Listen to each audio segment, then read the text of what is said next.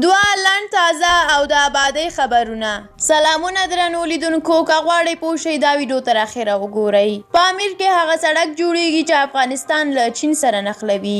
د کلیو او پراختیا وزارت په 21 ولایتونو کې د ګڼو کوچنیو پروژو ترسره کولو هوکړه لیکونه لاسلیک کړل. د یاد وزارت د معلوماتو پر اساس د هیواد 21 ولایتونو کې د 2 میلیارده او 6 میلیونه افغانیو په ارزښت د سړکونو او پلونو د جوړولو لپاره پیل شوي.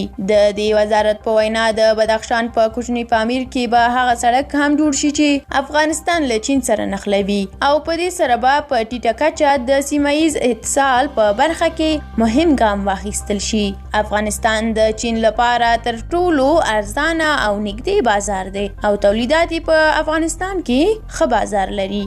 په همدې دلیل دغه کوچني سړک جوړول به د پامیر او چین ترمنځ د اړیکو د یو نوي پل رول ولوبوي او د دې ترڅنګ د ننګرهار نړیوال کرکټ لوبغالي رغیزې چارې پیلېږي. دا خبر د افغانستان کرکټ بورډ په خپل رسمي فیسبوک پاڼه خپور کړی دی.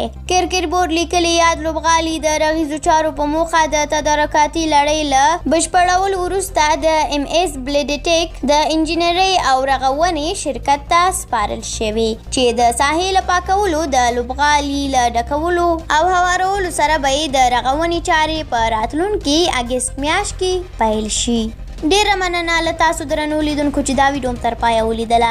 که مو دا ویډیو خوښه شوې وي لایک یې کړئ. که غواړئ زموږ نورې ویډیوګانې هم وګورئ نو ملاله افغان یوټیوب چینل در سره حتما سبسکرایب کړئ. تر بلې ویډیو الله مو مل شه. د خدای په امان.